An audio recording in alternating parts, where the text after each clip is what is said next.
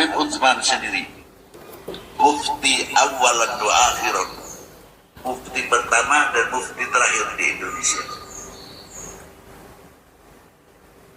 Selain Syed Utsman tidak mampu untuk pegang jabatan mufti. Karangannya pun lebih di antara 300 kita.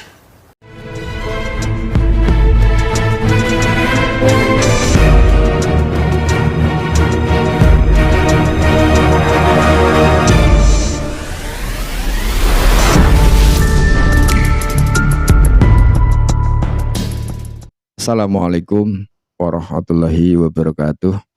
Alhamdulillah bertemu kembali dengan saya Suntali Jiwo, tentunya masih di channel Maret 27. Sebelum kita masuk ke pembahasan tema kali ini, kita simak dulu video berikut ini ya guys. Habib Utsman sendiri, mufti awalan wa akhiran, mufti pertama dan mufti terakhir di Indonesia. Selain Syed Utsman tidak mampu untuk pegang jabatan mufti. Karangannya pun lebih di antara 300 kita. Ini semakin menambah data dan fakta-fakta yang tidak kita perkirakan sebelumnya ya guys. Karena ternyata Abah Lutfi ini memuji Utsman bin Yahya yang ia sebut sebagai mufti awalan wa akhirah di Indonesia. Mungkin ini perlu kita koreksi ya guys, untuk Abah Lutfi. Jadi bukan mufti di Indonesia Abah. Utsman bin Yahya itu bukan mufti di Indonesia. Karena ketika itu tahun masih awal-awal 1900-an, atau malah belum ya, tahun 1800-an akhir itu belum ada Indonesia. Itu adanya kolonialisme Belanda, penjajahan Belanda. Maka yang tepat adalah mufti Batavia atau mufti Belanda. Muftinya penjajah. Mufti itu bukan istilah di negara kita, itu istilah di negara-negara Islam. Nah, pertanyaannya adalah mengapa kemudian Abah Lutfi bin Yahya memuji-muji Habib Utsman bin Yahya dalam kapasitasnya sebagai mufti Batavia itu?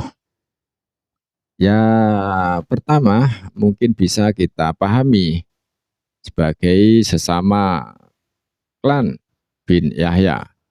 Yang pertama itu, karena kita juga tahu bahwa tradisi keturunan imigran Yaman itu memang sangat memuja, sangat bangga diri dengan sesama klannya, sesama marganya, marga bin Yahya.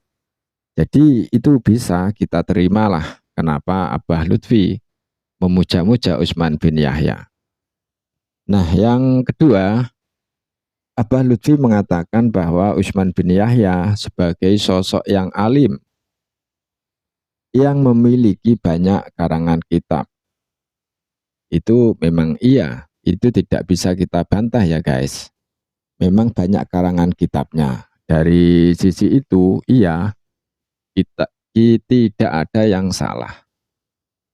Tetapi yang tidak bisa kita terima adalah sikap kebijakan atau fatwa yang dibikin oleh Utsman bin Yahya ketika itu. Itu tidak bisa kita terima. Karena sebagai keturunan imigran Yaman, ya memang diistimewakan oleh Belanda. Makanya banyak yang menyebut sebagai antek Belanda. Ya itu wajar.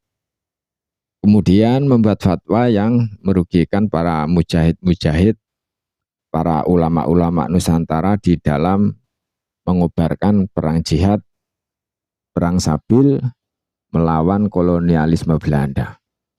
Ulama-ulama Nusantara itu ketika itu sudah mengobarkan perang jihad di mana-mana melawan penjajah Belanda. Kok tiba-tiba Utsman bin Yahya membuat fatwa bahwa itu bukan perang jihad, itu bukan perang sabil, itu pemberontakan, itu perang yang batil, perang yang merusak.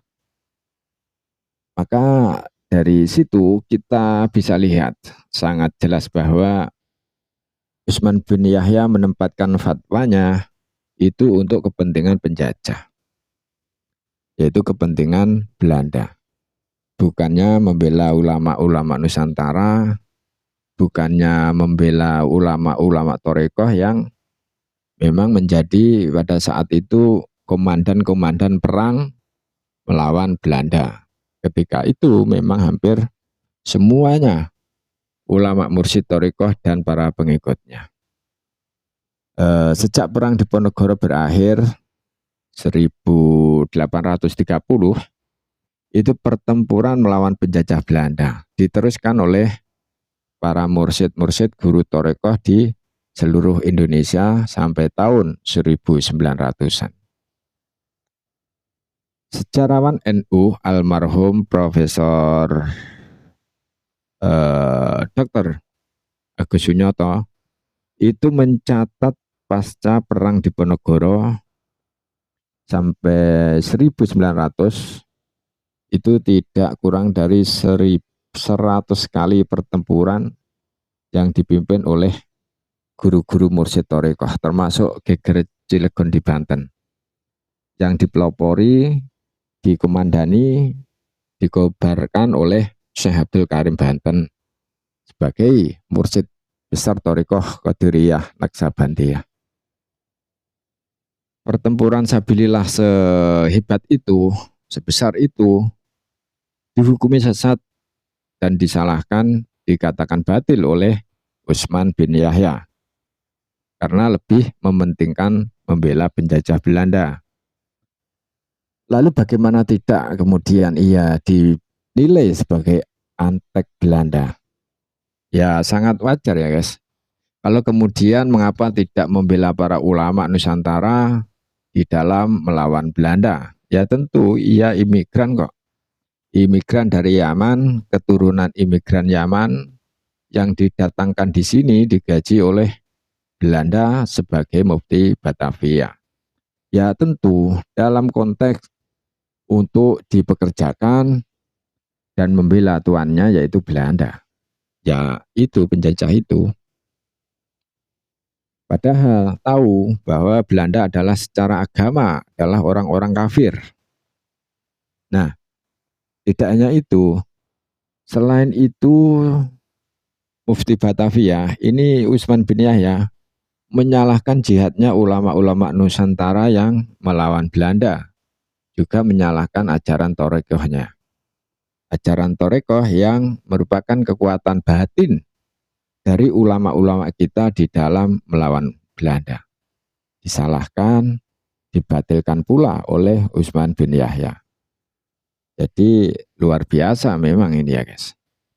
Inilah menurut saya awal dari politik identitas di tanah air, di tanah Nusantara, menggunakan agama, menggunakan fatwa agama untuk kepentingan politik, untuk kepentingan penjajahan kolonialisme Belanda di tanah Nusantara.